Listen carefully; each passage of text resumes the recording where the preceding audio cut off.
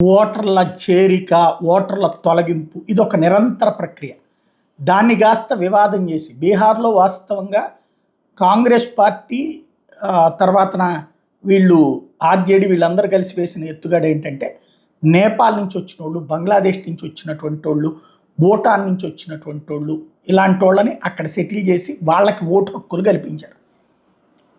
అది అక్కడ ఇప్పుడు ఈ ఎస్ఐఆర్ అనే పథకం ద్వారా ఎన్నికల సంఘం తొలగిస్తుంది. ప్రభుత్వం అక్కడ వెనుదన్నుగా ఉంటుంది. కాబట్టి వీళ్ళందరి దగ్గర ఒక 60-70 లక్షల మంది ఉన్నారు ఇట్లాంటి వాళ్ళు. ఈ 60-70 లక్షల ఓట్లతో తమకి విజయం ఖాయమనుకుంది కాంగ్రెస్ పార్టీ. యాక్చువల్గా ఉత్తరప్రదేశ్లో అదే పని చేసుకొచ్చారు మొన్న పార్లమెంట్ ఎలక్షన్స్కి ముందు. అదే సందర్భంలో వివిధ రాష్ట్రాల్లో కొత్తగా అంటే మొన్నటిసారి మోడీ దెబ్బతినడానికి కారణం అదే.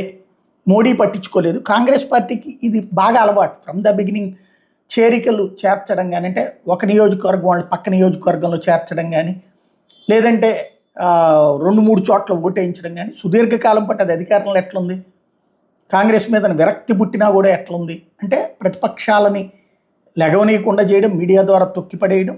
రెండవది ఓటర్ల పోల్ మేనేజ్మెంట్ అని చెప్తుంది దానికి ఆ పదం. ఎప్పటి నుంచో అలవాటు. ఆ అలవాటుకి బ్రేక్ చేయడంతో బీజేపీ అధికారంలోకి వచ్చింది. మళ్ళీ ఆ అలవాటుని ప్రాక్టికల్గా మొన్నటిసారి ప్లే చేయడం వల్లే బీజేపీకి మెజారిటీ తగ్గింది. ఇప్పుడు బీహార్లో అంటే మొన్న సీట్లు తగ్గాక బీజేపీ క్రాస్ చెక్ చేసుకున్నాక ఈ విషయం అర్థమైంది. అందుకనినే తముగా చేసే పని కంటే అది ఈసీనే చేయాలి కాబట్టి ఈసీకే అప్పచెప్పడం, ఈసీ వీళ్ళని తొలగించే ప్రయత్నం చేసింది. కాబట్టి ఇప్పుడు దాన్ని వివాదం చేసేసి ఏదో ఒక విధంగా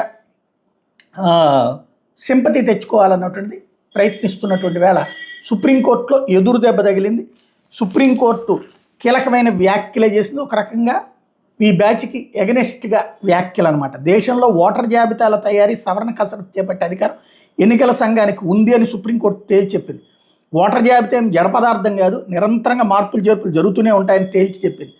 బీహార్లో కొనసాగుతున్న ప్రత్యేక ముమ్మర సవరణ ఎస్ఐఆర్ను సవాల్ చేసిన పిటిషన్ల మీద విచారణ చేసినటువంటి జస్టిస్ సూర్యకాంత్, జస్టిస్ జోయ్మాల్యా బాగ్చి ధర్మాసనం ముందు బుధవారం కూడా విచారణ కొనసాగింది. గతంలో రాష్ట్రంలో నిర్వహించిన ఓటర్ జాబితా సవరణ సమయంలో 7 ధృవపత్రాలను అనుమతించారు. ఎస్ఐఆర్లో ఇప్పుడు 11 పత్రాలను పరిగణలోకి తీసుకోవడం ఓటర్ అనుకూలమే కదా అంటూ గుర్తు చేసింది, నిలదీసింది. ఆధార్ మినహా ఇతర పత్రాలు ఈసీ పరిగణలోకి తీసుకుంటున్న విషయాన్ని ఈ సందర్భంగా ప్రస్తావించింది. ఈ అభిప్రాయంతో పిటిషనర్ తరపు న్యాయవాది అభిషేక్ సింగ్ విభేదించారు.